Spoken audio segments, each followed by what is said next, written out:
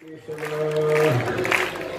कृष्ण हरे हरे केशव बोला बोला काय झालं राम कृष्ण हरे हरे केशव राम कृष्ण हरे हरे केशव कुंडलिक वरदारी थर श्री ज्ञानदेव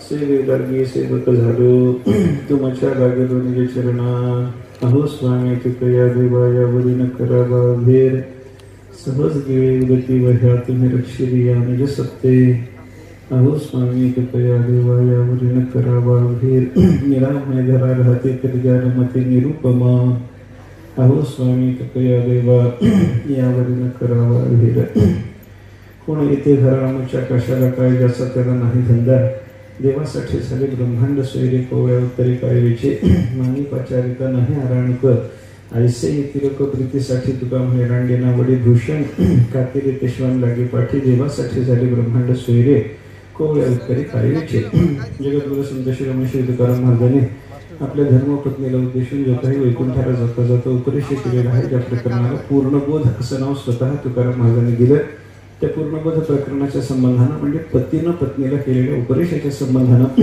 एका साधू पुरुषाने केलेला आपल्या पत्नीला जो उपदेश आहे त्या संबंधानं आपण थोडासा विचार करायचा ठरवून विचारायला लागलेले आहोत पती पत्नीचे चिंतन पती पत्नीच्या मध्ये झालेला हा संवाद असल्यामुळं या संवादामध्ये तुकाराम महाराजांनी सांगितलं त्याच्यात महाराजांची काय दायित्व आहे काय जबाबदारी आहे त्या काय काय जबाबदारी विचारात घेऊन महाराज उपदेश करायला लागलेले आहेत या संबंधाने चिंतन करत असताना आपण वेगळ्या वेगळ्या पद्धतीने थोडंसं विवाह संस्कार गृहस्थाश्रम ब्रह्मचर्य आश्रम या आश्रमाचा थोडासा विचार पाहिला ब्रह्मचर्य आश्रमामध्ये विद्याध्ययन वगैरे म्हणजे आश्रम व्यवस्था जी आहे ती श्रमाचा विभाग करण्याच्या दृष्टीने आहे हे चिंतन केल्याच्या नंतर मग तो श्रमाचा विभाग कसा करता येतो शैशवे अभ्यस्त विद्यानाम यौवने विषयेषणाम वार्धक्य मुनिवृत्तीनाम योगेनाम ते तनुतेजाम हे रघुवंशीय राजाचं चिंतन आपण थोडंसं विचारात घेतलं त्याच्यातून मग तो श्रमाचा विभाग कसा साधता येतो या संबंधातला विचार आपल्याला थोडासा पाहता आला असं श्रमाचा विभाग करता करता विद्याध्ययन ज्याचं पूर्ण झालेलं आहे असं ब्रह्मचर्य आश्रमात असलेला साधक त्यांना आपला आश्रम संपून आता त्याला गृहस्थाश्रमात प्रवेश करायचा आहे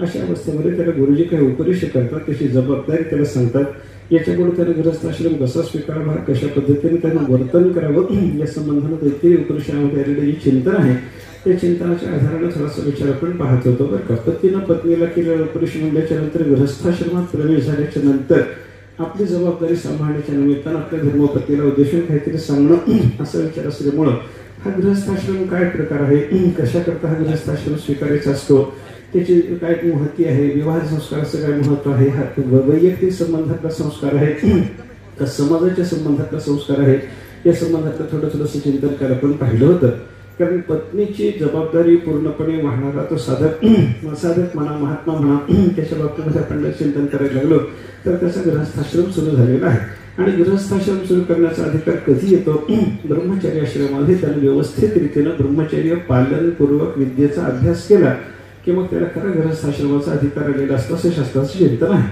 आणि मग त्याला गृहस्थाश्रमामध्ये प्रवेश करत असताना सद्गुरू त्याला जो उपदेश करतात तो उपदेश असा असतो वेदम अनुच्च आचार्य अंतेवासिनम अनुशास्ते वेदाचा अभ्यास करवल्याच्या नंतर आचार्य म्हणजे सद्गुरू ते अंतेवासी म्हणजे जवळ राहून अभ्यास करणारे त्या साधकाला शिष्याला उद्देशून ते अनुशासन करतात म्हणजे उपदेश करतात असं उपदेशाचं चिंतन आहे काय उपदेश करतात पहिला उपदेश सांगितलं त्याला सत्यम वद इथून घरी गेल्याच्या नंतर जरी तुला संसारात वावरावं लागणार असेल बाबा तरी नेहमी सत्याचं अनुष्ठानच तुझ्याकडून झालं पाहिजे त्याच्यासाठी तो सत्य भाषणच कर कधीही खोटं बोलू नको सत्य भाषणाची प्रतिज्ञा असणारे धर्मराज त्यांचं सत्य भाषण कसं चाललं आपण सगळं हे जाणून आहात महाभारतामध्ये धर्मराजाला उद्देशून हा सत्यवादित्वाचा विचार सांगितलेला फायदा सापडतो बरं का काही गुरुजींनी द्रोणाचार्यांनी आपल्या सगळ्या शिष्यांना धनुर्विद्येचे जसे धडे दिले त्या पद्धतीने काही नीतिनियमही शिकवले आणि ह्या तैत्रीय उपनिषदातला शेवटचा उपदेश शिक्षावल्लीमध्ये आलेला तोही शिकवलेलाच होता तो अभ्यास चालू असताना एका दिवशी गुरु महाराजांनी सगळ्या विद्यार्थ्यांना सांगितलं आजचा पाठ आहे सत्यम वद सत्य भाषण करा सत्य भाषण केलं पाहिजे सत्य भाषणाची काय माहिती आहे त्या संबंधाने विचार बराच विस्तारपूर्वक सांगितला श्रवण सुख चतुर परिणाम साचार बोलणे जे अविकार ते सत्य येथ सगळं सांगितलं सत्याचं महात्म्य सांगितलं सत्याचं व्याख्यान सांगितलं सत्य म्हणजे काय, सत्यम अशा पद्धतीनं सत्यम शब्दामध्ये असणाऱ्या पदाचा विचार वेगळ्या वेगळ्या पद्धतीने उपनिषदाने जो व्यक्त केलेला तो सगळा सांगितला. मला त्याच्या विस्तारात गुंतायचं आत्ता कारण नाही. एवढा सगळा विस्तारपूर्वक सत्याचा विचार झाला, सत्याचा महिमा सांगणं झालं, सत्य भाषणाच्या योगानं प्राप्त होणारं परमात्म तत्व ते कसं आपल्याला लवकर प्राप्त होणं खरं शक्य आहे. खरे बोले तरी फुकासाठी जोडे हरी, हे सगळं निरूपण झालं. आणि एवढं सगळं सत्याचं व्याख्यान, सत्य म्हणजे काय आणि सत्याचं महिमान काय या संबंधाने निरूपण झाल्याच्या नंतर मुलगीने सगळ्या विद्यार्थ्यांना द्रोणाचार्यांनी विचारलं. कौरव पांडव बसले होते समोर.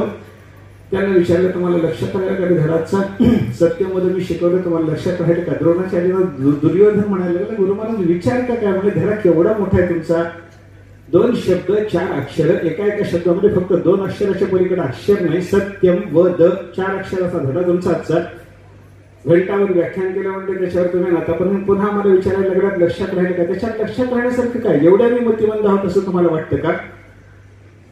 द्रोणाचार्याने दुर्योधन सोडला. बाकीच्या विद्यार्थ्यांना विचारलं तुला रे तुला रे तुला तुला धडा लक्षात राहिला. सगळ्या विद्यार्थ्यांनी सांगितलं राहिला म्हणजे मुलगी लक्षात राहिला लक्षात राहिला. आम्हाला सत्याचा महिमा तुम्ही सांगितलेला संपूर्ण आत्मसात झाला. सत्याचं व्याख्यान तुम्ही जे केलं उपनिषदाच्या आधाराने ते सगळं आमच्या लक्षात राहिलं. सगळे हो हो हो हो म्हणत असताना शेवटी धर्मराजावर जेव्हा द्रोणाचार्य आले, द्रोणाचार्यांनी धर्मराजाला विचारलं धर्मा युधिष्ठिरा तुला तरी हा धर्म लक्षात राहिला का रे. धर्मराजाने सांगितलं म्हणजे गुरु महाराज तुम्ही सत्याचं केलेलं व्याख्यान सगळं लक्षात आहे. सत्याचं तुम्ही सांगितलेला सगळा महिमा आता मी प्रवचन तुम्ही जे माझ्या समोर केलं आमच्या समोर केलं ते सगळंच्या सगळं टेप रेकॉर्डर वाजवल्यासारखं तुम्हाला मी वाजवून दाखवू शकतो, पुन्हा म्हणून दाखवू शकतो. पण या पाठातून श्रुती मातेनं साधकाला जे काही आचरण करायला सांगितलेलं आहे त्या संबंधातला निश्चय अजून माझा झालेला नसल्यामुळे मी तुम्हाला सांगतो माझा धडा अजून पाठ झाला नाही. गुरु महाराजांनी सांगितलं एक विद्यार्थी जर धडा पाठ झाला नाही म्हणत असेल तर पाठ सांगायची आमची परंपरा नाही म्हणे. पुढचा आम्ही आज पाठ थांबवतो. त्या दिवशीचा पाठ थांबला. दुसऱ्या दिवशी धर्मराजाला विचार करून यायला सांगितलं गुरुजीने. दुसऱ्या दिवशी पाठाला पुन्हा वेळ लावा. सगळे विद्यार्थी हजर झाल्याबरोबर धर्माला विचारलं धर्मा धडा लक्षात राहिला का. धर्माने सांगितलं गुरु महाराज अजून नाही. 15 दिवस गेले आणि 15 दिवसाच्या नंतर एका दिवशी धर्मराजाला विचारलं गेलं धर्मा आज धडा लक्षात राहिला का. रोज गुरुजींना नवीन व्याख्यान करावं लागायचं धर्माला धडा लक्षात राहावा याच्यासाठी. आणि 15 दिवसाच्या नंतर त्या वर्गामध्ये पाठामध्ये उभं राहून धर्मराजाने सांगितलं गुरु महाराज आज माझा धडा पाठ झाला. मी आज प्रतिज्ञा करतो सपदी विलयने तुम्ही राज्यलक्ष्मी ही उपरिपतंतो अथवा कृपाणधारा अपहरतु तराम शिरः कृतांतो ममत मतिर नमनागपैकी धर्मात. धर्मराजाने त्या दिवशी प्रतिज्ञा करून टाकली सपदी विलयने तुम्ही राज्यलक्ष्मी ही माझ्याकडे असलेली राज्यलक्ष्मी आत्ताच्या आत्ता विलयाला गेली तरी ते मी सहन करीन. उपरिपतंतो अथवा कृपाणधारा बाणासारख्या शस्त्राच्या धारा जरी माझ्यावर पडल्या त्याही सहन करण्याची माझी तयारी आहे. अपहरतु तराम शिरः कृतांतः आत्ताच्या आत्ता कृतांतानं माझं मस्तक हिरावून गेलं या धडापासून तरी मी ते सहन करायला तयार आहे. पण ममत मतीही न मनात अपैती धर्मात. पण या 15 दिवसामध्ये व्याख्यानपूर्वक ज्या सत्य पालनाच्या सत्य वक्तृत्वाच्या धर्माचं तुम्ही आम्हाला शिक्षण दिलेलं आहे त्या सत्य वक्तृत्वाच्या धर्मव्रतापासून याच्या पुढे माझी बुद्धी विचलित होणार नाही. कृतांतानं मस्तक हिरावून न्यायचं ठरवलं तरी मी सत्यापासून विचलित होणार नाही. बाणाचा वर्षाव झाला तरी मी सत्यापासून विचलित होणार नाही. माझी राज्यलक्ष्मी जाण्याचा प्रसंग आला तरी मी सत्यापासून विचलित होणार नाही. आणि धर्मराजाने त्या दिवशीपासून जे सत्य भाषण करायला जीवनामध्ये सुरुवात केली ना परिणाम असा होता म्हणजे धर्मराजाचा रथ जमिनीपासून 4 बोट आधार चालत होता. सत्य वक्तृत्वाचा परिणाम. आणि धर्मराजांचा रथ सत्य वक्तृत्वाच्या योगानं जमिनीपासून 4 बोट आधार चालतो हे वाचल्याच्या नंतर मला लक्षात आलं आमचा जमिनीत ऋतून का चालतो. अगदी बरोबर धर्मराजाच्या विरुद्ध व्रत पाळणारे आपण आहोत. असत्यम वद आपला पाठच असा आहे. असत्यम वद. गुरुजी मात्र शिष्याला उद्देशून सांगतात शिक्षा वल्लीनं हा उपदेश पहिल्यांदा गृहस्थाश्रमात जाताना अगोदर हा उपदेश आहे. हा सगळा उपदेश लक्षात ठेवून मग गृहस्थाश्रमाचा अधिकार आहे त्या दृष्टीने मी बोलायला लागलो. सत्यमद पहिला पाठ धर्मंचर धर्माचं अनुष्ठान माणसाने केलं पाहिजे. स्वधर्मानुष्ठान आपला धर्म स्वला उद्देशून सांगितलेला धर्म. तुम्ही ज्या वर्णाचे ज्या आश्रमाचे ज्या कुळाचे जशा पद्धतीचा तुमचा व्यावहारिक अधिकार, जशा पद्धतीचा तुमचा साधन दशेचा अधिकार, त्या पद्धतीचं साधन अनुष्ठानात घेण्याच्या दृष्टीनं जे जे धर्म म्हणून तुम्हाला सांगितलेले असतील त्या धर्माचं पालन केलं पाहिजे. धर्मांचर. मनुष्य आपल्या स्वतःच्या धर्माने जर वागायला लागला ना त्याला काही कमी पडत नाही, काही कमी पडत नाही. महाभारतामध्ये एका ब्राह्मणाची कथा आली, तो फक्त अग्निहोत्राचं अनुष्ठान करत होता, काही नाही.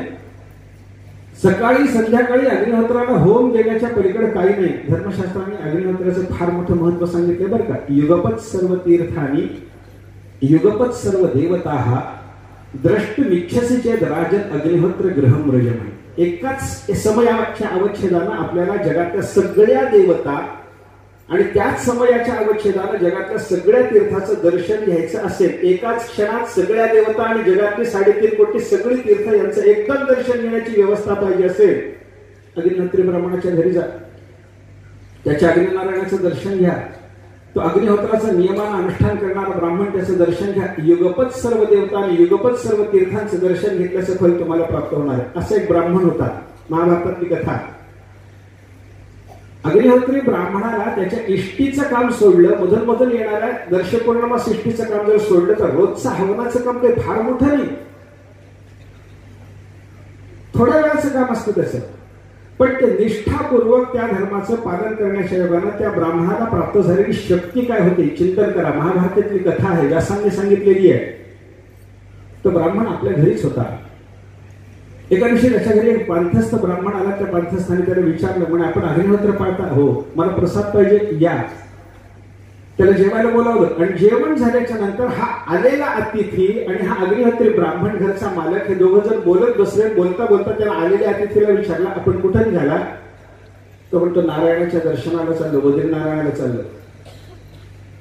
आनंदाची गोष्ट नाही.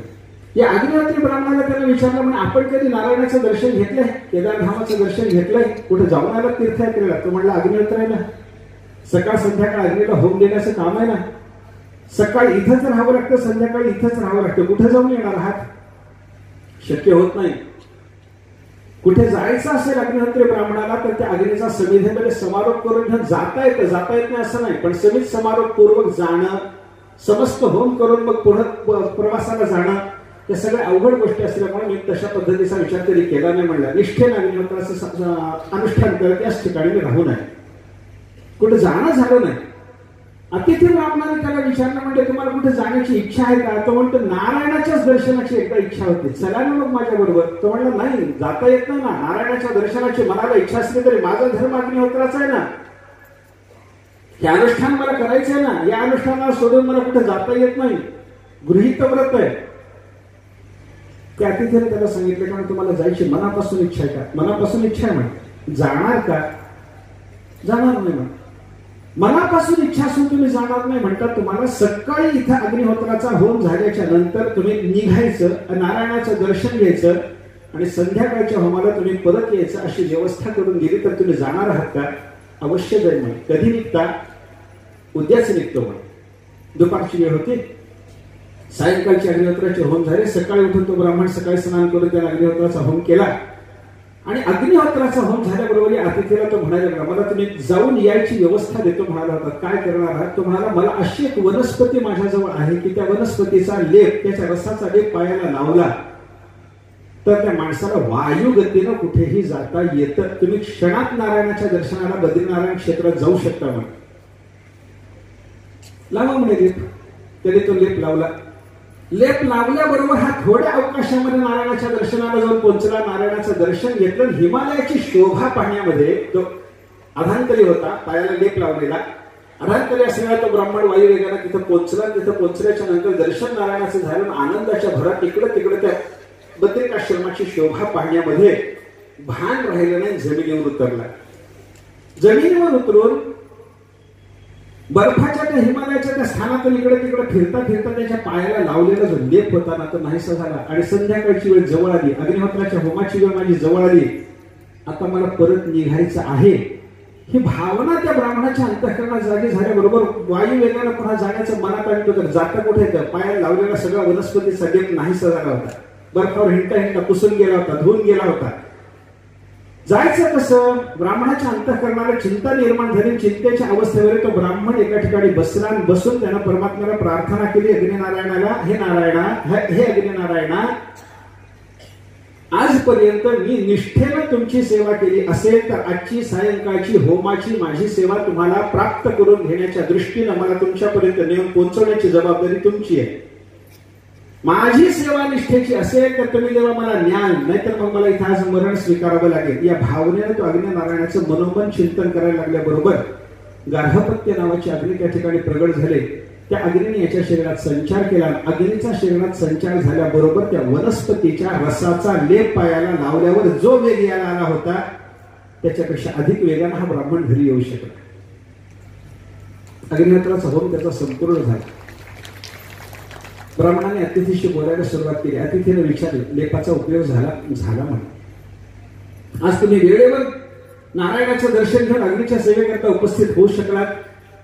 मी लावलेल्या वनस्पतीच्या लेपाचा हा प्रभाव ना? त्याने सांगितलं, तसं नाही, जाताना तुमच्या वनस्पतीच्या लेपाचा प्रभाव मला मिळाला, पण येताना पायाची वनस्पती सगळी निघून गेलेली होती आणि तिकडून येताना माझ्या नारायणानं, माझ्या अग्निनारायणानं त्याच्या सेवेसाठी मला इथपर्यंत आणून सोडलेला आहे. उदाहरण संपलं माझं. मला सांगायचं काय? धर्माच्या अनुष्ठानाचा परिणाम कसा असतो?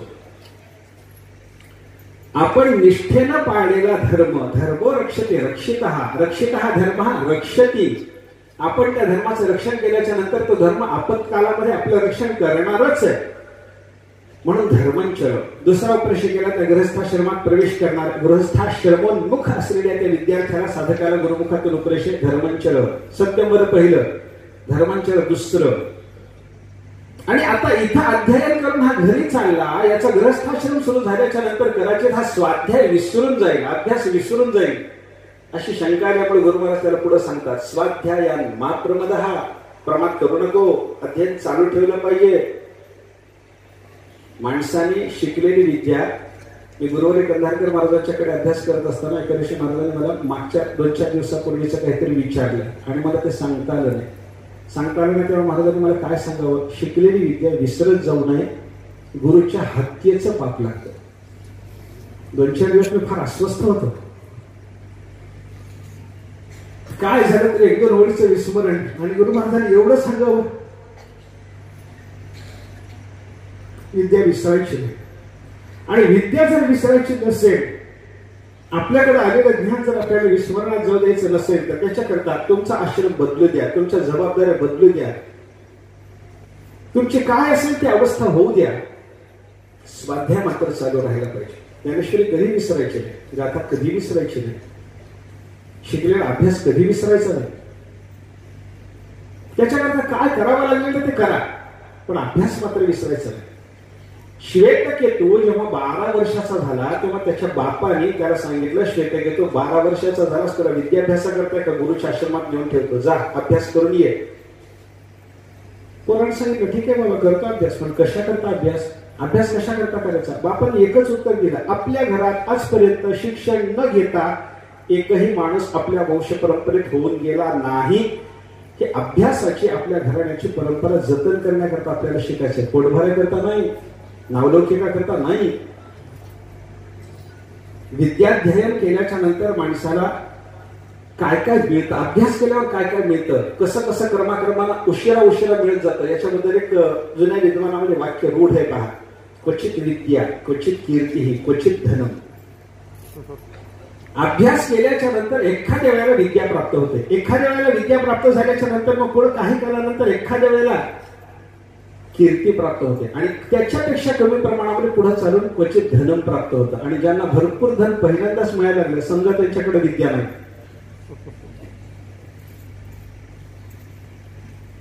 अध्ययनाची परंपरा जतन करण्याच्या दृष्टीनं, ऋषी ऋणातून उत्तीर्ण होण्याच्या दृष्टीनं, आपल्या गुरुच्या हत्येचं पाप आपल्याला लागू नये या दृष्टीनं अभ्यास केला पाहिजे, अभ्यास जतन ठेवला पाहिजे.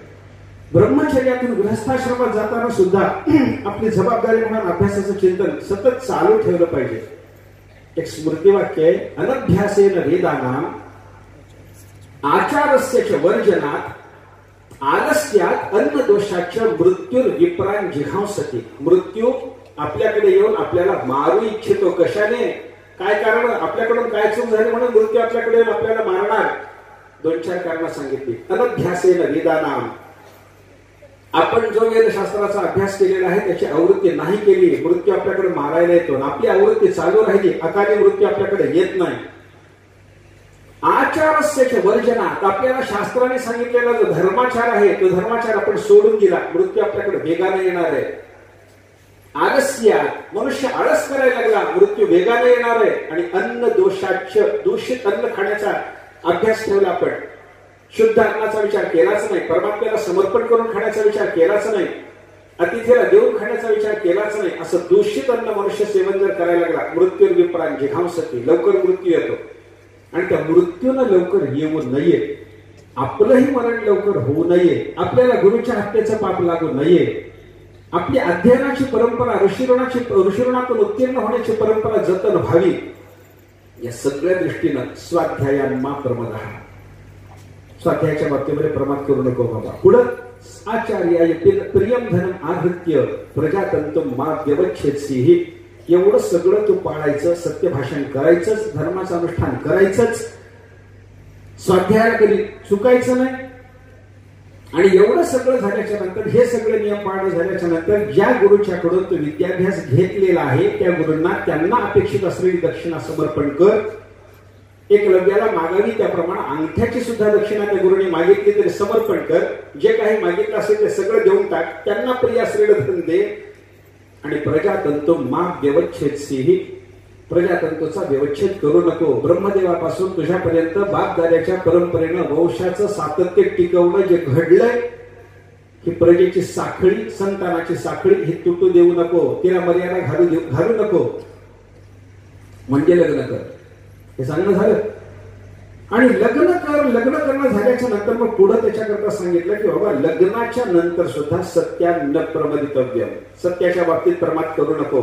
धर्मान्न प्रमदितव्यम, धर्माच्या बाबतीत प्रमाद करू नको. कुशलान्न प्रमदितव्यम, जे कर्म तुझं कुशल करणार आहे, कुशल मंगल करणार आहे, त्या कर्माच्या बाबतीत प्रमाद करू नको. भूत्यै न प्रमदितव्यम, तुला ऐश्वर्य प्राप्त करून देणारे जे कर्म आहे त्या कर्माच्या बाबतीमध्ये प्रमाद करू नको. स्वाध्यायान मा प्रमदः, स्वाध्याय प्रवचनाभ्याम न प्रमदितव्यम. स्वाध्याय म्हणजे आपण अध्ययन करणे आणि प्रवचन म्हणजे आपण केलेला अभ्यास दुसऱ्याला शिकविणे, या दोन्ही बाबतीमध्ये प्रमाद करू नको. देव पितृ कार्याभ्याम न प्रमदितव्यम, देवाच्यासाठी काही करणं आणि पितराच्या ऋणातून उत्तीर्ण होण्याकरता त्यांच्याकरता श्राद्धाधिक कार्य करणं कधी प्रमाद करू नको. एवढं सगळं झालं, हे सगळं करायला सांगितलं. ही सावधानता आहे सगळी. त्या साधकाला गुरुकुलातून बाहेर पडल्याच्या नंतर लग्नाच्या आधी, लग्न झाल्यावर तुला कसं वागायचं हे शिकवताना त्याला काही सावधानतेचे नियम दिले, काही नम्रतेचे नियम दिले, काही पौरुष सिद्ध करून घेण्याकरता नियम दिले आणि काही त्याचा उत्साह वाढवण्याच्या दृष्टीने सांगितलेले नियम आहेत. त्या सगळ्या नियमाचं चिंतन अशा पद्धतीने करा. आतापर्यंत आपण जे पाहिलं नाही, सावधानता, या बाबतीत प्रमाद नको, त्या बाबतीत प्रमाद नको, सावधानता. सावधानतेच्या नंतर त्याला नम्रतेचं शिक्षण दिलं जातं आणि नम्रता शिकवण्याकरता वडीलधाऱ्याच्या विषयी त्यांना नम्र कसं वागलं पाहिजे त्याच्याकरता गुरुजी सांगतात मातृदेवो भव, पितृदेवो भव, आचार्य देवो भव, अतिथी देवो भव. आईला देव मानणारा हो, बापाला देव मानणारा हो, सद्गुरूला देव मानणारा हो, तुझ्याकडे येणाऱ्या अतिथीला देव मानणारा हो. नम्रता आहे, त्यांना देव मानायचं म्हणजे त्यांच्याविषयी नम्र बुद्धी. काय आपल्याकडे मनुस्मृतीमध्ये असं चिंतन आहे, आपण बसलेले आहोत आणि आपल्याकडे समजा आपले सद्गुरू येत आहेत, अशा अवस्थेमध्ये माणसाने त्या सद्गुरूच्या स्वागताकरता उठून धावत जाऊन त्यांना नमस्कार केला पाहिजे. बसून राहायचं नाही जागेवर. ते येतात हे आपल्याला कळालेलं असताना आपण जागेवर बसून राहणं चूक आहे. आपण उठून धावत त्यांच्या स्वागताकरता गेलं पाहिजे. कशा करता गेलं पाहिजे? त्यांचा सन्मान म्हणून बाजूला ठेवा, माझं कल्याण म्हणून मला उठलं पाहिजे. त्यांच्या कल्याणाकरता आपण उठत नसतो. म्हणून असं वर्णन केले, ऊर्ध्वम प्राणाः उत्क्रामन्ति योनः स्थविर आयती. योनः म्हणजे जो तरुण आहे, तो तरुण बसलेला असताना त्याच्याकडे स्थविरे आयती, एखादा वृद्ध येतो आहे, तो ज्ञान वृद्ध, वयोवृद्ध, तपोवृद्ध कोणी येतो आहे. योनः स्थविरे आयती, त्या तरुणाच्याकडे स्थविर म्हणजे म्हातारा येत असताना ऊर्ध्वम प्राणाः उत्क्रामंती युनः प्राणाः ऊर्ध्वम उत्क्रामंती. आपण जरी त्या म्हाताऱ्याच्या स्वागताकरता वृद्धाच्या स्वागताकरता उठलो नाही तर त्या तरुणाचे प्राण त्याच्या शरीरातून उठून त्या म्हाताऱ्याच्या स्वागताकरता समोर गेलेलेच असतात. आपले प्राण त्या म्हाताऱ्याच्या स्वागताकरता वृद्धाच्या स्वागताकरता गेलेले जे आहेत ना ते पुन्हा आपल्या शरीरात आपल्याला स्थिर करायचे. म्हणून उठा बाबा. प्रत्युत्थान अभिवादाभ्याम पुनस्तान प्रतिपद्यते. आपण केलेलं प्रत्युत्थान त्या वृद्धाच्या करता आपण उठून उभं राहणं, अभिवाद त्या वृद्धाला आपण केलेला नमस्कार, याच्या योगाने काय होतं, ऊर्ध्व उत्क्रामंती प्राणाचे ऊर्ध्व उत्क्रमण करून निघून गेलेले आहेत ना, कारण पुन्हा प्रतिपद्यते ते प्राण पुन्हा आपल्या शरीरामध्ये स्थिर होतात, प्राप्त होतात आपल्याला आणि ते पुन्हा आपल्या शरीरामध्ये स्थिर होतात. कशाने? प्रत्युत्थान अभिवाद या दोन नियमाच्या पालनात. आलेल्या समोरच्या वृद्धाच्या स्वागताकरता गेलेले प्राण, त्या गेलेल्या प्राणांना पुन्हा आपल्याला प्राप्त करून घ्यायचं, आपल्या शरीरात जर स्थिर ठेवायचं असेल तर दोनच साधन, प्रत्युत्थान अभिवाद. दुसरं काही करता येत नाही आपल्याला. म्हणून गुरुजी सांगत असत, जितक्या वेगानं प्राण गेले तितक्या वेगानं ते परत नाही आणले तर त्यांचा आपला वियोग होतो. याच्याकरता त्यांना वेगानं आणण्यासाठी, शरीरात स्थिर करण्याकरता त्या महात्म्याच्या स्वागताकरता वेगानं धावत गेलं पाहिजे. नम्रतेमध्ये बिघडत काहीच नाही. नकस्याप्युन्नत्यै भवति शिरसस्त्वयि यवनतिः त्वयि अवनतिः कस्यापि उन्नत्यै न भवति. भगवान शंकराला पुष्पदंताने महिमा स्तोत्रामध्ये विचारले, देवा तुझ्या समोर वाकणं हे कोणाची उन्नती करणार नाही. म्हणजे वडील धाऱ्या मनुष्याच्या समोर वाकणं हे वाकणं नाही, उन्नती देणार आहे, उन्नती देणार. नम्रता शिकवली. आईला देव मानलं पाहिजे, बापाला देव मानून त्यांची सेवा केली पाहिजे. नाभागाचं चरित्र भागवतातलं बघा. अंबरीश राजे ज्यांच्या पोटी जन्माला आले त्या नाभागाची बापाची सेवा बघा. नभग ऋषीच्या पोटी जन्माला आलेला हा नाभाग, 4-5 भाऊ होते त्याच्यापेक्षा मोठे, आणि हा नाभाग विद्याभ्यासाकरता गुरुकुलात गेला. तो गुरुकुलातून परत येईपर्यंत याच्या बाकीच्या मोठ्या भावांनी त्यांची लग्न झालेली असल्यामुळं जमलं नाही एकमेकाचं, म्हणून विभाग करून घेतला संपत्तीचा. वाटणी झाली. भावांनी जेव्हा वाटणी केली तेव्हा ती वाटणी होत असताना नाभागाचा वाटा न काढता घरच्या भावांनी स्वतःमध्ये आपली बापाची संपत्ती सगळी विभागून घेतली. त्या सगळ्या भावांची वाटणी झाली. ते आपल्या आपल्या घरामध्ये राहायला लागले. म्हाताऱ्या बापाला एका वाड्यामध्ये जुन्या ठेवलेलं होतं. अशा अवस्थेमध्ये विद्येचा अभ्यास संपवून नाभाग परत आला आणि परत आलेल्या नाभागाने पाहिलं वेगळी वेगळी भावांची घरं. बाप आपल्या एका जुन्या घरामध्ये दर्शनाला गेला. बापाच्या नमस्कार करून जवळ बसला. विचारलं, बाबा काय इथं का तुम्ही, बाकीचे भाव असे वेगळे वेगळे का? त्यांनी सांगितलं, बाबा तुझ्या भावाने वाटणी करून घेतली रे संपत्तीची. ठीक आहे, कधीतरी व्हायचंच. संपत्तीची वाटणी झाली, विभाग झाला म्हणतात. माझ्याकरता काय ठेवले बाबा मला माहिती नाही म्हणत. त्यांनी केलेली आपसातली वाटणी मला मान्य नसल्यामुळे मी त्या वाटणी प्रसंगामध्ये दखल दिली नाही. त्याच्यामुळे तुझ्याकरता तुझ्या भावांनी काय ठेवलंय मला ठाऊक नाही. मग काय करू? भावांना विचारलं. नाभाग इतका सरळ मनाचा. आपल्या सगळ्या भावांच्याकडे आल्या, त्या सगळ्या वडील भावांना नमस्कार करून त्यांना विचारलं, तुम्ही वाटणी आपसात केली म्हणजे केली बाळा, माझ्याकरता काय शिल्लक ठेवलं, माझी काय संपत्ती, माझा वाटा कोणता? एका भावाने सांगितलं, म्हणजे नाभागा तुमचा एक धाकटा भाऊ आहे, त्याचं विस्मरणच झालं म्हणजे त्याच्यामुळे तुझ्यासाठी वाटाच काढला. भावाचं विस्मरण होतं, विद्याभ्यासाकरता गेलेल्या भावाचं विस्मरण होतं. वाटणीच्या प्रसंगावर विस्मरण होणं शक्य आहे. पण एका भावाने सांगितलं, आम्हाला तुझं विस्मरण झालं म्हणून त्याच्यामुळे तुझ्या वाट्याला काय ठेवायचं आम्ही विसरूनच गेलो, तुझा वाटा काढलाच नाही. दुसऱ्या भावाच्या लक्षात आली चूक. हा भाऊ जरी मी तुला विसरलो म्हणत असला तरी नाभाग म्हणेल ना, आता आलो ना, आता माझं स्मरण आहे ना तुम्हाला, मग आता खरं संपत्ती परत एकत्रित द्या वाटा माझा म्हणणार ना. दुसऱ्या भावाने लगेच बाजू सावरून धरण्याच्या निमित्तानं सांगितलं, ना भाऊ विस्मरण कसं होईल म्हणे, आमच्या पाठीवर पाय देऊन आलेला तो धाकटा भाऊ, आम्ही विसरलो नाही तुला. मग माझा वाटा काय ठेवलाय ना, वाटा तुझ्याकरता. काय वाटा? बाप तुझ्या वाट्याला ठेवलाय, सेवा कर.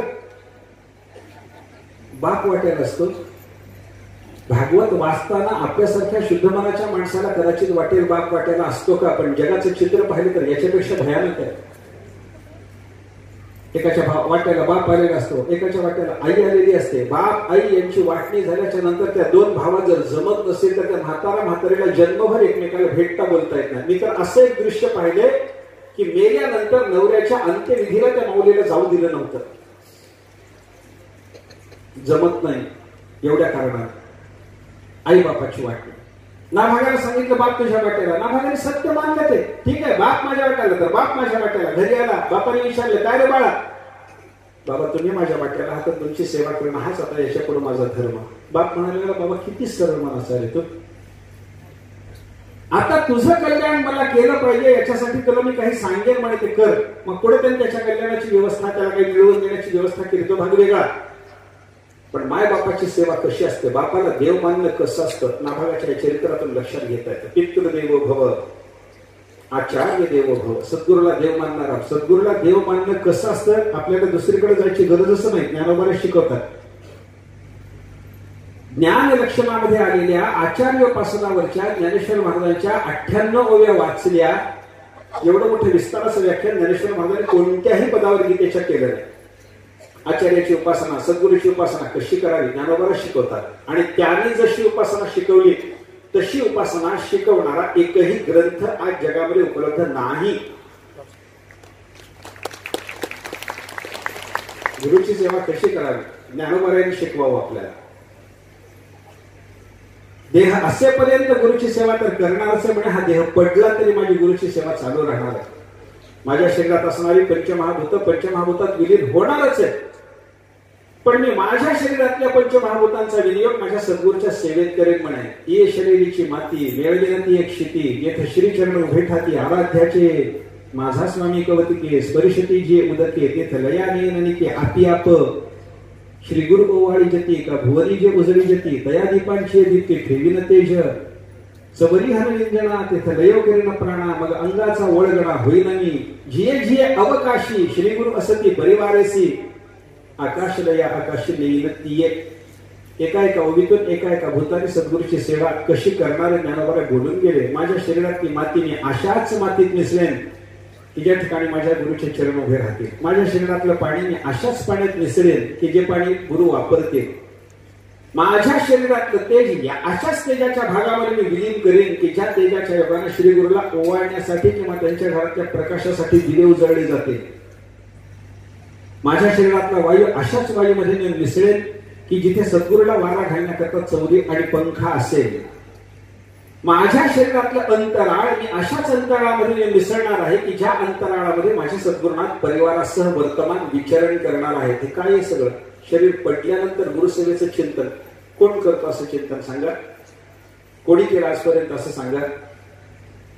महाभारताचा विचार जर केला तर धौम्य ऋषीला प्राप्त झालेले उपमन्यू, वेद आणि आरुणी हे 3 शिष्य आणि त्याच्यानंतर निवृत्तीनाथ महाराजाला प्राप्त झालेले ज्ञानेश्वर महाराज या 4 शिष्यांच्या पलीकडे आचार्य देवो भव याचा अभ्यास करण्याकरता आपल्याला कोणीही शिष्य असलेला साधक पाहायला सापडत नाही. त्याच्या सर्वश्रेष्ठपणा ज्ञानोबा आहे हे लक्षात घ्या.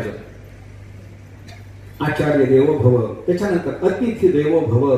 अतिथीला देव मानलं पाहिजे. अपमाननीय अतिथी नेसुकृताची संपत्ती. संतांनी आपल्याला शिकवून ठेवलंय. अतिथीचा अपमान झाला, अतिथी आपल्या घरची सुकृत संपत्ती घेऊन जातो. तो विनमुख जातच नाही. आलेला मागायला आलेला मनुष्य विनमुख जातच नाही. तुम्ही त्याला अपेक्षित वस्तू नाही दिली, काहीतरी त्याच्या पदरात नाही टाकलं, त्याला अन्न नाही दिलं, पुण्य संपत्ती घेऊन जातो तो आपल्या घरची. आणि त्यानं पुण्य संपत्ती नेऊ नये याच्याकरता त्याला भाकरीचा तुकडा द्यायचा, गोळाभर अन्न द्यायचं, त्याचा सन्मान करून त्याला अन्न देणं कशा करतात? त्याला आपली सुकृत संपत्ती नेऊ नये म्हणून. मग स्वार्थ का परार्थ? अतिथीचा सत्कार परोपकार आहे, स्वार्थ आहे त्याच्यात. आपण केलेला महात्म्याला जो नमस्कार आहे तो समजा स्वार्थाचा जसा आहे तसा अतिथीचा केलेला सन्मान सुद्धा स्वार्थाचा आहे. मायबापाची केलेली सेवा स्वार्थासाठी, अतिथीची केलेली सेवा स्वार्थासाठी, सद्गुरूची केलेली सेवा स्वार्थासाठी. ही नम्रता शिकवणं झाल्याच्या नंतर त्याच्या पुढे त्याला अजून काही शिक्षण दिलं जातं. त्या शिक्षणामध्ये त्याला सावधानतेचं परत शिक्षण सुरू झालं की बाबा लक्षपूर्वक आमच्याकडे जे चांगलं आहे ते घ्यायला शिक. याने अस्माकं अनवद्यानि चरितानि तानि सेवितव्यानि न इतराणि. आमच्या चरित्रामध्ये, आमच्या क्रियेमध्ये जे काही अनवद्य म्हणजे निर्दुष्ट असेल ते तू घे. नोईतराणी याने अस्माकं सुचरितानी आमच्या चरित्रामध्ये, आमच्या विचारणामध्ये, आचरणामध्ये, क्रियेमध्ये जे सुचरित असेल तानी तो या उपास्तव्याने आमच्या सुचरिताची तो उपासना कर बाबा. नोईतराणी कदाचित आमच्याकडून एखाद्या वेळेला काहीतरी चुकीची क्रिया घडत असेल, त्या क्रियेचं तो अनुष्ठान करायचं नाही. गुरुचं अनुवर्तन करायचंय, गुरुचं सगळंच घ्यायचंय, पण गुरुचं सगळं घेताना चांगलं घे. एखाद्या गुरुच्या ठिकाणी थोडासा तापट स्वभाव असला, तो तापट स्वभाव शिष्याने सोडून द्या. मला अनवद्य घ्यायचंय, निर्दुष्ट घ्यायचंय. बर, अजून काय करायचं गुरु महाराज? अजून एक सावधानता सांगतो. तू इथून गेल्याच्या नंतर तुला गृहस्थाश्रमात वर्तन करताना आमच्या बरोबरीचे किंवा आमच्यापेक्षा मोठे आम्हाला मान्य असलेले एकेचे अस्मत् श्रेयानुसहा ब्राह्मण, जे आम्हाला श्रेयस्कर वाटतात, जे आमच्यापेक्षा मोठे आहेत किंवा जे आमच्या बरोबरीचे, जे आम्हाला हिताचे वाटतात, कल्याणाचे वाटतात, तुझ्याकडे त्यांचं आगमन तुला काहीतरी मंगल देऊन जाणार आहे असं आम्हाला वाटतं, त्याच्याकरता तू काही व्यवस्था केली पाहिजे. काय करू गुरु महाराज? तेषां त्वया आसनेन प्रश्वसितव्यम. ते असे महात्मे तुझ्याकडे प्राप्त झालेले असताना त्यांना कमीत कमी आसन देऊन घरामध्ये त्यांना बसवलं तरी पाहिजे. घारी संतासी आसने तुझ्याकडे काया वाचा म्हणे. आलेल्या महात्म्याला एक स्मृतिवचन आहे. सज्जनाच्या घरी आलेल्या अतिथीला 2-4 गोष्टी मिळतच असतात म्हणे. काय? तृणानी भूमिही उदकम वाक् चतुर्थीच सुनृता एतान्यपि सतांगी हे नोच्छिद्यन्ते कदाचन. सज्जनाच्या घरामध्ये या 4 गोष्टीचा उच्छेद कधीच नसतो. गेल्या गेल्या तृणानी, कमीत कमी गवताची चटई पसरतो, बसा तरी म्हणतो. गवताची चटई समजा त्याच्याकडे नाही की विपन्न अवस्था आहे. भूमी, कमीत कमी इथं बसा असं तरी म्हणू शकतो ना. उदकम, घोटभर पाणी देऊ शकतो ना.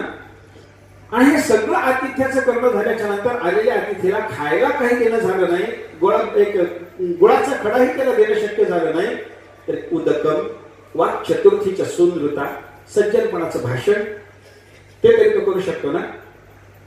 या 4 गोष्टी सज्जनाच्या घरी आल्याच्या नंतर मिळाल्याच पाहिजे. तर आणि त्या निमित्तानं मी तुला सांगतो की बाबा एकेच्या अस्मत् श्रेयानुसहा ब्राह्मणः तेषां त्वया आसनेन प्रश्वसितव्यम. आलेल्या त्या महात्म्याचं आसन दानपूर्वक तू समाश्वासन केलं पाहिजे. त्यांना आश्वस्त कर. थोडा वेळ श्रम त्यांचे निवृत्त होतील अशा पद्धतीची व्यवस्था कर. पुढे काय करू? अजून काही तुला शिकवतो. तुझा उत्साह निर्माण करणारा आता शिकवतो. पहिल्यांदा काय शिकवलं त्याला? सावधानता. पुढे काय शिकवली? नम्रता. पुढे अजून काय सांगितलं? सावधानता. आता काय शिकवतात? उत्साह. तर उत्साह शिकवण्याच्या निमित्तानं गुरुजी त्याला सांगतात की आता तुला दान द्यायचंय बाबा. ते दान कसं द्यायचं? श्रद्धया देयम, अश्रद्धया अदेयम, श्रिया देयम, हरिया देयम, धिया देयम, संविदा देयम. हे दान उत्साहाचं आहे. सगळं दान करणं उत्साहाच्याशिवाय होत नाही. अंतःकरणात उत्साह निर्माण करून घेण्याच्या दृष्टीने तुला ते दान द्यायचं ना. श्रद्धया देयम, श्रद्धापूर्वक दे बाबा. अश्रद्धया अदेयम, अश्रद्धेनं देऊ नको. कारण अश्रद्धया हुतम दत्तम तपस्तप्तम वृतंचे असदित्युच्यते पार्थन चतत्रित्यनोईह. देवाने सांगितलं ना, अश्रद्धेनं जे कोणतं साधन कराल ते साधन सत् साधन ठरत नाही, असत साधन ठरतं.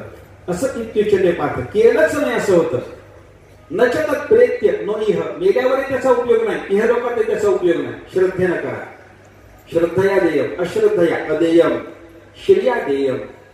तुमची सांपत्तिक स्थिती जशी असेल त्या परिस्थितीचा विचार करून त्या मानानं दान द्यायला शिका. सांपत्तिक परिस्थितीचा विचार करून दान द्या. माझी सांपत्तिक स्थिती खूप चांगली आहे पण मी सामान्य माणसासारखं देतो, चालत नाही. संपत्ती पाहून दान द्यायला. श्रिया देय, रिया देयम. बाबा तुम्हाला संपत्तीची परिस्थिती पाहून देणं होत नाही ना, मग तुमच्या सांपत्तिक परिस्थितीचे बाकीचे लोक जे दान द्यायला लागलेले आहेत त्यांच्यामध्ये आपली लाज जाऊ नये एवढ्या करता तरी द्या, लाजून द्या. रिया देयम. सांपत्तिक स्थिती बघून दान द्या हे पहिल्यांदा शिकवलं. ते देणं होत नाही ना, मग बरोबरच्या लोकात लाज वाटू नये असं वागायचं ना, म्हणून दान द्या. त्याची तुम्हाला लाज वाटत नाही ना, धिया देयम. बाकीचे लोक आपल्याला शिव्या घालतील म्हणून तरी दान द्या बाबा. संविदा देयम. संवित शब्दाचा अर्थ तिथं मैत्री असा केला जगद्गुरु शंकराचार्यांनी भाष्यामध्ये. मैत्रीनं देणं, मैत्रीनं देणं. काही वेळेला मैत्रीनं देणं असतं. दुर्योधनाचं कर्णावर प्रेम असल्यामुळं कर्णाची मैत्री करण्याकरता दुर्योधन जर राजा आहे तर त्याला राजाशिवाय दुसऱ्याशी मैत्री करता येत नाही. म्हणून अंग देशाचं राज्य त्याला देऊन टाकलं, मग मैत्री केली. संविदा देय, मैत्रीनं देण्यात येते. काहीतरी उत्साहानं अशा पद्धतीची दानाची क्रिया तुला केली पाहिजे बाबा. हे सगळं झालं, उत्साहाचं करणं झालं, पौरुषाचं करणं झालं, नम्रतेचं सांगणं झालं, सावधानतेचं सांगणं झालं. आणि अजून एक सावधानता त्याला सांगितली, इथून गेल्याच्या नंतर आजपर्यंत इथं असताना, गुरुकुलात असताना बाबा कसं वागावं. एखादा प्रश्न निर्माण झाला, कर्म विचिकित्सा, वृत्त विचिकित्सा. कर्म म्हणजे शास्त्रीय कर्माच्या बाबतीमध्ये काहीतरी विचिकित्सा आली, असं करू की तसं करू आलं. वृत्त विचिकित्सा, व्यवहारात वागायचं कसं त्याच्याबद्दल विचिकित्सा आली, असं वागू की तसं वागू आलं. इथं आम्ही मार्गदर्शन करायला तुला होतो. इथून गेल्याच्या नंतर काय करायचं, अतुतयेदी कर्म विचिकित्सा वृत्त विचिकित्सा वास्या. जर तुझ्या समोर अशा पद्धतीची समस्या निर्माण झाली, काय करायचं, ये तत्र ब्राह्मणाः संवर्षिणः युक्ताः आयुक्ताः अनुक्षाः धर्मकामाः स्युः यथा ते तत्र वर्तेरन् तथा वर्तेथाः. तू ज्या परिसरामध्ये वावरतोस त्या परिसरातले मी सांगतो या वर्णनाचे सज्जन लोक बघून घे. ये तत्र ब्राह्मणाः, त्या तुझ्या परिसरातले जे ब्राह्मण, ब्राह्मण शब्द केवळ जातीवाचक घ्यायचा नाही, सज्जनवाचक घ्यायचा, वृत्ती ब्राह्मण या अर्थाने घ्यायचा. तर ही सगळी संगती लागते. जाती ब्राह्मण असून वृत्ती ब्राह्मण असेल, आनंदच आहे. जे कोणी तुझ्या परिसरातले असे लोक असतील, कसे, त्यांच्या ठिकाणचे 5 गुण बघ. संवर्षिणः, विचार करणारे, युक्ताः, स्वतः धर्मात जोडले गेलेले, आयुक्ताः, दुसऱ्याला धर्मात जोडणारे, अनुक्षाः, ज्यांचं अंतःकरण वृक्ष नाही असे अरुक्ष अंतःकरणाचे, धर्मकामाः, आणि जगात धर्म जगला पाहिजे अशी ज्यांची अपेक्षा आहे, असे जे महात्मे आहेत ते तुझ्या या समोर निर्माण झालेल्या विचिकित्सेच्या बाबतीमध्ये यथा ते तत्र वर्तेरन्, ते महात्मे जसं वागतात तसं वाग, तोच धर्म आहे. कसे असले पाहिजे ते, ज्यांचं वर्तन पाहून आपल्याला वर्तन करायचं. येथे वडील जे जे करीती दयाना व धर्म ठेवीती, हे जे सूत्र ज्ञानेश्वर महाराजांनी आपल्या हातात दिले की त्याचा हा विस्तार आहे. हेच शिक्षावल्लीतलं कदाचित वचन पाहून ज्ञानोबाने येथे वडील जे जे करीती म्हणलंय. ये तत्र ब्राह्मणा, वडील म्हणजे हे कोण, संवर्षिणः, विचार करणारे.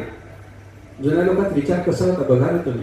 काय कित्येक वेळेला ज्यांना विचार सांगाय करता म्हणून बोलवलेला आहे, अशाही महात्म्याला सांगता न आलेला विचार ऐकणाऱ्या महात्म्याला ठाऊक असायचा. जुन्या काळात ही पद्धती होती अभ्यासाची, विचाराची लोकांची. मी उदाहरण सांगतो आपल्याला एक. राजा अंबरीशाचं चरित्र आपण पाहता, ऐकता नाही, सगळं विस्ताराने सांगायचं मला कारण नाही. अंबरीश कसा संवर्षी होता, विचार करणारा कसा होता, त्याच्याकरता सांगतो.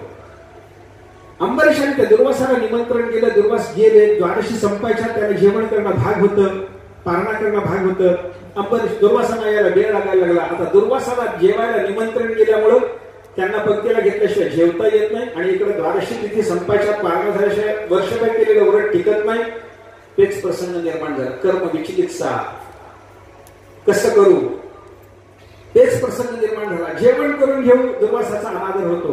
दुर्वासाच्या अनादराच्या भावनेने जेवण नाही केलं, वर्षभर केलेलं द्वादशीचं व्रत वाया जातं. कर्म विचिकित्सा, काय करू, इकडं की तिकडं, काय करावं. अंबरीशाने त्याच्या सगळे जमलेलं ऋषीमुनी विद्वान ब्राह्मणांना बोलावलं, सांगितलं मला मधला मार्ग सांगा, ज्याच्या योगानं व्रतभंगही होणार नाही आणि ज्याच्या योगानं दुर्वासाचा अनादरही होणार नाही. काय करू सांगा. कोणाची बुद्धी चालत नव्हती, सगळे विचारात गुंतलेले होते. एवढ्यात अंबरीश म्हणतो, मला जुन्या लोकांनी सांगितलेलं या संबंधातलं धर्मशास्त्राचं चिंतनीय तत्व ठाऊक आहे. बोलू मी कसं वागायला पाहिजे, मला जुन्या लोकांनी सांगून ठेवलेलं ठाऊक आहे. मी तसं वागू शकतो, पण मी क्षत्रिय ब्राह्मण नाही, त्याच्यामुळे माझा मला निर्णय घेता येत नाही. मी निर्णय मीच सांगतो, पण तुमच्या तोंडातून तुम्ही आज्ञा करा, मग पाळतो. काय सांगितलं अंबरीशाने, प्राहुर अभक्षणम विप्राह यशितम नाशितम च तत. विप्राह अभक्षणम अशितम नाशितम आहुः. जुन्या विद्वानांचं असं म्हणणं आहे, पाणी पिणं म्हणजे खाणंही आहे, पाणी पिणं म्हणजे न खाणंही आहे. आणि असं मी घोडभर जर पाणी घेतलं तर पाणी पिण्याने खाणं झालं, माझं व्रत संपलं, न खाणं झालं, दुर्वासाचा अनादर झाला नाही, असं वागून बाकीच्या सगळ्या विद्वानांनी हात जोडून सांगितलं, राजे केवढं मोठं तत्व सुंदर तुम्ही आम्हाला सांगितलं. जो धर्मशास्त्राचा निर्णय जुन्या विद्वानांनी देऊन ठेवलेला आमच्या स्मरणात नव्हता, राजे तुम्ही बुद्धीत जतन करून ठेवला. केवढे संवर्षी तुम्ही, याला म्हणतात संवर्षिणः. विचार असला पाहिजे. धर्म रक्षण करणाऱ्या महात्म्याच्या वडील जे जे करते त्या नाव धर्म ठेवते ना, त्या वडिलाकडे पाहून वागायचं ना. तो वडील विचारी असला पाहिजे, संवर्ष असला पाहिजे. मी द्रौपदीचं उदाहरण नेहमी याच्याकरता सांगतो. द्रौपदीची जेव्हा विटंबना झाली, केवढी विचारी द्रौपदी बघा. विटंबने करता त्याला सभेत आणल्याबरोबर ती द्रौपदी म्हणते, माझी विटंबना करायकरता इथं मला आणलं गेलंय, की मी जिंकली गेले म्हणून आणलंय. सांगा, सगळ्या सभासदांनी माझ्या एका प्रश्नाचं उत्तर द्यावं. जिताम वाक्य जिताम वामा मन्यध्वे सर्व भूमी पहा. या ठिकाणी उपस्थित असलेले सगळे राजे सर्वांनी मला सांगावं, मी जिंकली गेले का जिंकली गेले नाही. जिंकली गेले की जिंकली गेले नाही सांगा तुम्ही. कोणी सांगता? धर्मराजाला की हे भीष्माचार्याला म्हणायला लागले, तुम्ही सांगा. पितामह द्रोणाचार्याला म्हणायला लागले, गुरु महाराज तुम्ही सांगा. कृपाचार्य तुम्ही आमच्या कुलाचे कुलगुरू आहात, सांगा मी जिंकली गेले का जिंकली गेले नाही. दृश्यरूप काय होतं? फासे टाकले त्यावेळेला ती जिंकल्या गेलेली आहे म्हणून तर तिची विटंबना करण्याकरता ओढून त्याला स्पर्शभेट आणलं होतं. पण तिथं आल्यावर ते म्हणते, मी जिंकली गेले का जिंकली गेले नाही. उत्तर देता येत नव्हतं. तिच्या प्रश्नाचा हेतू काय होता? धर्मराजाने मला पणाला लावलं, मी जिंकली गेले हे तुम्हाला दिसतं आहे, पण जे धर्मराज मला पणाला लावतात त्यांना मला पणाला लावता येतं का? म्हणजे धर्मराजाची तू भार्या आहेस ना, भार्या म्हणजे ते तुझे स्वामी आहेत ना, त्या स्वामींची तू संपत्ती आहेस ना, संपत्ती असल्यामुळे ते तुझा विनियोग कसाही करू शकतात ना, मग त्यांना पणाला लावता येईल ना. द्रौपदी म्हणते, बरोबर आहे तुम्ही म्हणता ते बरोबर आहे, मी त्यांची संपत्ती आहे, मला ते पणाला लावू शकतात, पण मला पणाला लावण्याच्या आधी त्याने आपलं माझ्यावरचं स्वामित्व गमावलं, त्याला काय करता? द्रौपदी पणाला लागण्याच्या आधी धर्मराजाने स्वतः पणाला लावलं होतं आणि स्वतः पणाला लावून धर्मराज त्यांचे दास झाल्याच्या नंतर जे धर्मराज कौरवांचे दास झाले, जे धर्मराज आता धर्मराज राहिलेले नाहीत, त्या धर्मराजाची द्रौपदीवर सत्ता नसताना द्रौपदीला त्यांना पणाला लावता येतं का? हा तिचा प्रश्न. हा प्रश्न कसा आला हो? संवर्षी होती म्हणून. विचार करण्याची क्षमता नसते तर हा प्रश्न तिला विचारला असता का? पुढे चला.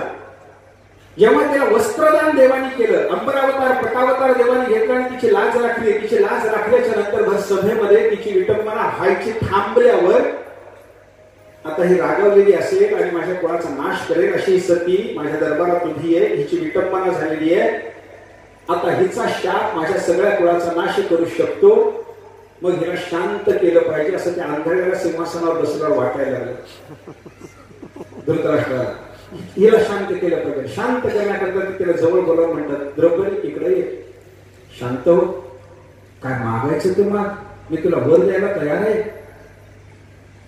मी तुला वर द्यायला तयार आहे म्हणल्याबरोबर तिला काय सांगावं? पहिल्यांदा ते म्हणायला लागली, तुम्हाला वर द्यायचंय ना? हो, मी मागेन तो देतो ना, मागशील तो देतो.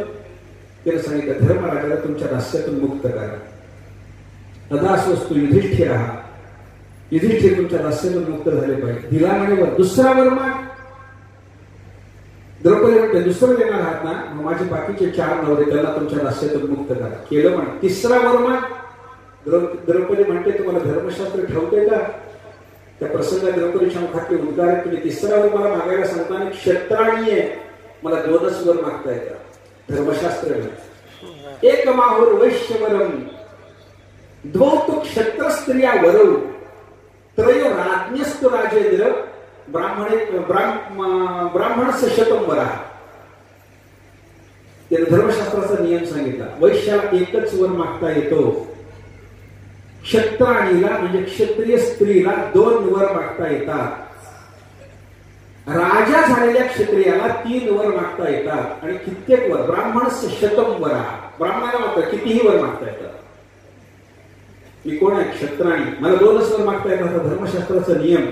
तिसरा वर मागायला कसे सांगता? माझी वाणी बंद आहे, मी मागू शकत नाही. हे काय आहे? सभेत बसलेल्या सगळ्या धर्मशास्त्रज्ञ पंडितांना लाजवणारं धर्मशास्त्राचं एवढं सूक्ष्म ज्ञान. वैश्याला किती वर मागावे, ब्राह्मणाला किती मागावे, क्षत्रिय राजाला किती मागावे, क्षत्रिय स्त्रीला किती मागावे, त्याचं सूक्ष्म चिंतन द्रौपदीला जे ठाऊक आहे. हे कशामुळे ठाऊक आहे? संमर्षिणा. संमर्ष म्हणजे विचारशील असलेला महात्मा कसा असतो बघा तुम्ही. तिची विटंबना होत असताना तिचं वस्त्र जेव्हा ओढलं जाऊ लागलं ना, ते सगळ्यांना तिला प्रार्थना केली, माझी लज्जा राखा, लज्जा राखा, लज्जा राखा. पण लज्जा राखणं कोणी करत नाही हे पाहिल्याच्या नंतर त्या सभेला सगळं ओरडून सांगितलं, सगळ्यांना कळू द्या, मला जे माहिती आहे ते तुम्हाला सगळ्याला कळायला पाहिजे. श्रुतमया वसिष्ठेन पुरा गीतम महात्मना महत्यापदी संप्राप्ते स्मर्तव्य भगवान हरिही. श्रुतमया मी ऐकलेलं म्हणे. काय ऐकलेलं? पुरा गीतम वसिष्ठेन महात्मना. वसिष्ठ नावाच्या महात्म्याने पूर्वी सांगून ठेवलेलं एक ज्ञान मला ऐकून माहिती आहे. वसिष्ठाने सांगितलेलं हिला ऐकून माहिती आहे, दरबारात कुणाला माहिती नाही. समर्षी आहे. काय म्हणते ते? महत्यापदी संप्राप्ते स्मर्तव्य भगवान हरी. मोठं संकट आलं असताना त्या संकटातून मुक्त होण्याकरता कोणीही आपल्याला आश्रय नसेल अशा वेळेला भगवंताचं स्मरण करावं.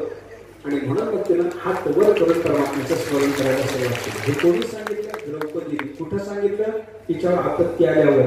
त्या आपत्तीतून कोणी रक्षण करत नाही हे लक्षात घेतल्याबरोबर या लक्षात आलं वसिष्ठाने मागं असं सांगून ठेवलंय. जगाला आठवत नाही, द्रौपदीला आठवतं. का आठवतं? समर्षिणः. विचारशील असलेला महात्मा कसा असतो त्याची ही उदाहरण आहे. युक्ताः स्वतः धर्मात जोडला गेला पाहिजे. आपण स्वतः धर्माचं आचरण केलं पाहिजे. लोकांसांगे ब्रह्मज्ञान आपण कोरडे भाषण असं धर्माच्या बाबतीमध्ये चालत नाही. आपण आचरण करून आधी केले मग सांगितले असं असलं पाहिजे.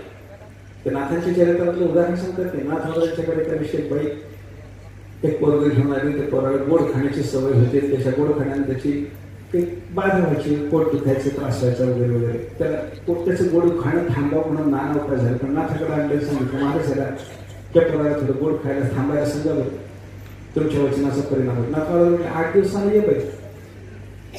ती बाई 8 दिवसांना लेकरून घेऊन गेली. नाथवाला त्या लेकराला सांगितलं बाळा गोड खाऊ नये बरं. त्याचं गोड खाणं बंद झालं. नाथवाला ती बाई 8 दिवसांना पुन्हा ते नाथवाला विचारलं महाराज 8 दिवसाखाली आले त्यावेळेला 8 दिवसानंतर ये म्हणाला. तर 8 दिवसानंतर आल्यावर सांगितलं काय बाळा गोड खाऊ नये रे. मग हेच 8 दिवसाखाली सांगायला काय बिघडलं होतं?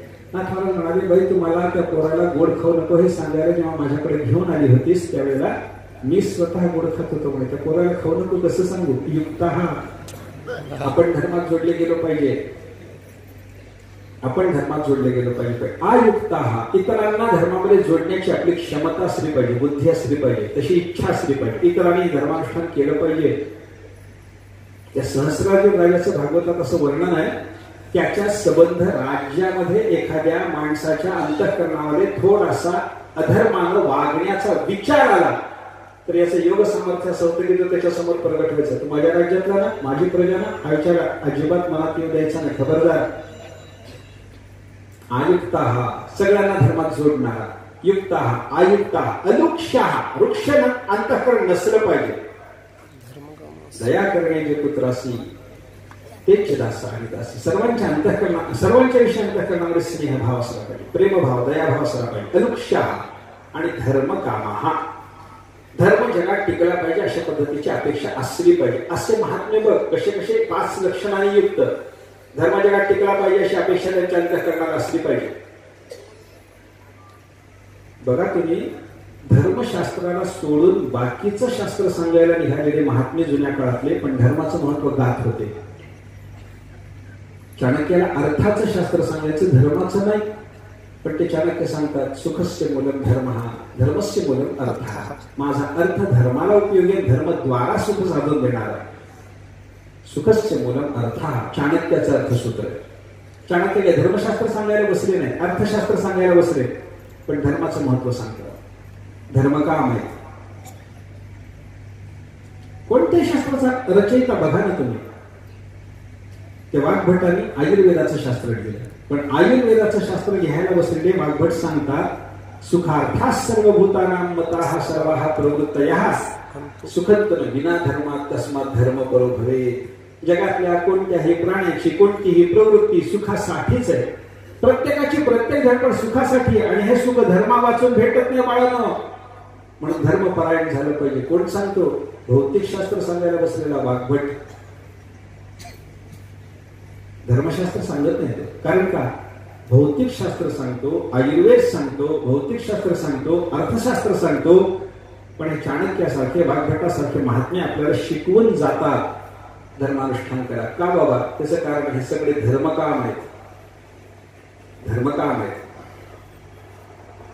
व्यास महर्षी तसे ब्रह्म सांगायला बसलेले, धर्म सांगायला नाही पण ब्रह्म सांगायला बसलेल्या व्यास महर्षीने सुद्धा जगाला असं सांगितलं ना, ऊर्ध्व बाहुर विरम्येश नच कश्चित शृणोति मे धर्मादर्थश्च कामश्च सधर्मः किं न सेव्यते. ऊर्ध्व बाहुर विरम्य, हात वर करून चव्हाट्यावर उभं राहून सगळ्या जगाला मी सांगायला लागलो, बाबांनो माझं एक ऐका, तुम्हाला अर्थ काम पाहिजेत ना, तुम्हाला धर्माची गरज नाही मला माहित आहे बाबांनो, पण धर्मात अर्थश्च कामश्च, तुम्हाला पाहिजे असलेला अर्थ, तुम्हाला पाहिजे असलेला काम धर्मानेच मिळेल बाबांनो. तस्मात धर्मपरो भवेत, म्हणून धर्मपरायण व्हा. हे सगळं चव्हाट्यावर उभं राहून हात वर करून मी ओरडून सांगतो. नच कश्चित शृणोति मे, वाजत असे बोंब कोणी नाही कधी काय, कोणी ऐकत नाही, कोणी ऐकत नाही. हे बोलले ना, सांगतात काय धर्म, सांगायला काय बसले ब्रह्म, चाणक्य सांगायला बसले अर्थ, वाग्भट सांगायला बसले आयुर्वेद, व्यास महर्षी सांगायला बसले ब्रह्म. पण या सगळ्या लोकांनी धर्माच्या अनुष्ठानाचं महत्व सांगितलं. त्याचं कारण काय, हे सगळे धर्मकाम आहेत, धर्मकाम. हा, आणि अशा सगळ्या गुणांनी युक्त असलेला तुझ्या परिसरातला जो महात्मा, जो विचारी आहे, जो धर्मानुष्ठानी आहे, जो लोकाला धर्मात जोडणारा आहे, जो वृक्ष अंतःकरणाचा नाही आणि त्याला धर्माचं रक्षण जगामध्ये झालं पाहिजे, त्यालाच जगाला सुख आहे, अशा पद्धतीची इच्छा असल्यामुळं, हे असं ज्ञान असल्यामुळं धर्माच्या रक्षणाची कामना ज्याच्या अंतःकरणाला आहे, असे तुझ्या परिसरातले महात्मे तुझ्या समोर उपस्थित झालेल्या कर्माच्या विचिकित्सेच्या संदर्भात किंवा आचरणाच्या विचिकित्सेच्या बाबतीमध्ये जशा पद्धतीचं आचरण करतील तथा वर्तेथा, तशा पद्धतीचं वर्तन करायला बाबा. हे काय, सावधानतेचं शिक्षण. सावध राहा, असं वागलं पाहिजे, असं वागलं पाहिजे, असं वागलं पाहिजे. हाच तुला उपदेश आहे, हाच तुला आदेश आहे, हाच तुझ्याकरता उपनिषदाचा बोध आहे, असं सांगून गुरु महाराज त्या शिक्षाबंदीमध्ये शांत होतात. हे काय आहे सगळं, कशा करता, कोणाला सांगणं चालू आहे, गृहस्थाश्रमोन्मुख झालेला असा जो ब्रह्मचारी, त्याला हे सगळं सांगणं चालू. आणि अशा पद्धतीने या सगळ्या जबाबदाऱ्या लक्षात ठेवून, हे सगळं आचरण लक्षात ठेवून, हा सगळा विचार लक्षात ठेवून, या विचारात सांगितल्याप्रमाणे नम्रता, उत्साह, पौरुष, सावधानता हे सगळंच्या सगळं संपादन करून ज्याने गृहस्थाश्रमात प्रवेश केला त्याचा गृहस्थाश्रम धन्य गृहस्थाश्रम हा म्हणण्यासारखा असतो. ठीक आहे. सानंदम सुदनम सुताश्च सुधीहा कांता न दुर्भाषिणी सन्मित्रम सुधनम स्वयोषिकी रतिः आज्ञापरा सेवकाः आतिथ्यम हरिपूजनम प्रतिदिनम मिष्टान्नपानं गृहे साधो संगमुपासते हि सततम धन्य गृहस्थाश्रम. धन्य गृहस्थाश्रमाची ही सगळी योजना बघा कधी होत आहे. ही शिक्षावलीतलं एवढं सगळं चिंतन डोक्यात असावं तर होतं. सानंदम सदनम, त्याचं घर आनंदाचं असलं पाहिजे. आनंद तुल्य आणि ग्रहानितानी, नाहीतर मग स्मशान तुल्य आणि ग्रहानितानी असं होऊ नये. सानंदम सदनम सुताश्च सुधीया, घरातली मुलं सगळी जन्माला आलेली चांगल्या बुद्धीची पाहिजे. म्हणजे बुद्धी चांगली असून याची टोपी त्याला त्याची टोपी याला करणार नाही, त्याला सुधी म्हणत नाही. सुधीजन कोण आहे, ज्यांची बुद्धी सन्मार्गाला. कांता न दुर्भाषिणी, त्याची बायको त्याला वाईट बोलणारी नसावी. गृहस्थाश्रमाची वाईट बोलते काही वेळेला. ते कबीर महाराजांनी वर्णन केले ना, अपने पैसा पलो पडे तो जोर बंदगी करे, एक दिन खाना नहीं मिले तो फिर के जवाब करे. आपले पैसा पलो पडतो, आपल्या पदरामध्ये पैसा पडून जर असेल, पल्लो म्हणजे पदरामध्ये, जोर बंदगी करे, बायको सेवा करते म्हणे. एक दिन खाना नाही मिले, एक दिवस जर खायला नाही मिळालं तर फिर के जवाब करे. कशाला लग्न केलं, तुम्हाला जर बायको सांभाळता 4 घास बायकोला जीव घालणं होत नाही, कशाला लग्न केलं, फिर के जवाब करे. सब पैसे केले भाई. कांता न दुर्भाषिणी, गृहस्थाश्रम धन्य ठरायचं असेल तर त्याच्याकरता कांता न दुर्भाषिणी. सन्मित्रम, त्याचे मित्र सगळे चांगले असले पाहिजे. सन्मित्रम सुधनम, त्याने योग्य मार्गाने धन संपादन केलेलं असलं पाहिजे. स्वयोषिकी रतिही, त्याची आपल्या भार्येच्या ठिकाणीच प्रीती असली पाहिजे, अन्य स्त्रीच्या ठिकाणी काम भावानं त्याचं प्रेम जाऊ नये. आज्ञापरा सेवकाः, त्याच्या घरातले सेवक त्याची आज्ञा पाळणारे असावे. आतिथ्यम, रोज त्याच्या घरी अतिथीची सेवा व्हावी. हरिपूजनम, रोज रोज त्याच्या घरी देवाची पूजा व्हावी. प्रतिदिनम मिष्टान्नपानं गृहे, रोज रोज घरामध्ये मिष्टान्नाचं भोजन असावं. रोज मिष्टान्नाचं भोजन म्हणजे ते मीठा करके खाना बदल घ्या बरं का. एक शिर्डीचं वर्णन करतात. एक श्रीमान होते, त्याची 2 मुलं होती आणि शिर्डीने अंतकाळामध्ये संपत्तीचा विभाग करून त्या पोरांना सांगितलं की बाबा मी सांगतो त्याप्रमाणे भागात तर कल्याण होईल रे म्हणे. काय सांगायचे? बापाने त्या दोघांनी सांगितलं एक काम करा म्हणे. काय? मीठा करके खाना, नरम करके सोना, कर्जा देकर नहीं मांगना, छाव में दुकान जाना आना.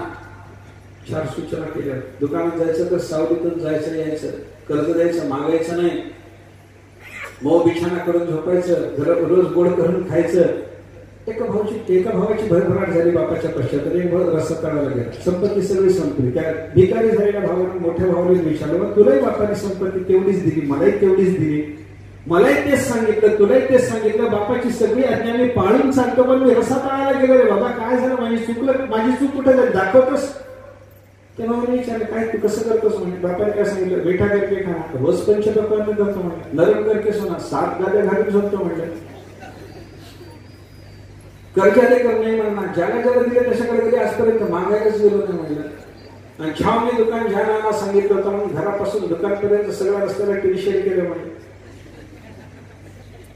तर दुसऱ्या भावाने सांगितलं मूर्ख सगळंच चुकलं म्हणलं, तुझं सगळंच मुसळ केलं गेलं तुझं. काय झालं? मीठा करके खाना म्हणजे बापाला हे सुचवायचं होतं की कडक भूक लागल्यानंतर वाळलेली भाकरी सुद्धा गोडच लागते, भूक लागेपर्यंत खाऊ नको हे सांगायचं होतं. मीठा करके खाना म्हणजे रोज पंचपक्वान्न काय गाढवा. नरम करके सोना म्हणजे शरीर थकल्याच्या नंतर झोप आली की दगडावर जरी पडलं तरी आपण बिछाण्यावर झोपल्यासारखी झोप लागते, त्याच्याकरता 7 गाद्या घालायची गरज नाही. कर्जा देकर नाही मांगना याचा अर्थ असा आहे म्हणजे कर्ज देताना त्या माणसापासून गहाणामध्ये अशी वस्तू ठेवून घ्या की त्याने झक मारत आपलं कर्ज परत आणून दिलं पाहिजे. दिलेल्या कर्जाच्या मोलापेक्षा त्याचं गहाणाची किंमत विलक्षण असली पाहिजे. आणि छाव में दुकान जाना याचा अर्थ असा आहे की सकाळी ऊन तापायच्या आत आणि संध्याकाळी ऊन सगळं संपल्याच्या नंतर आपल्या घरी परत यायचं, इतका वेळ दुकाना करता द्यायचा, हा त्याचा अर्थ आहे.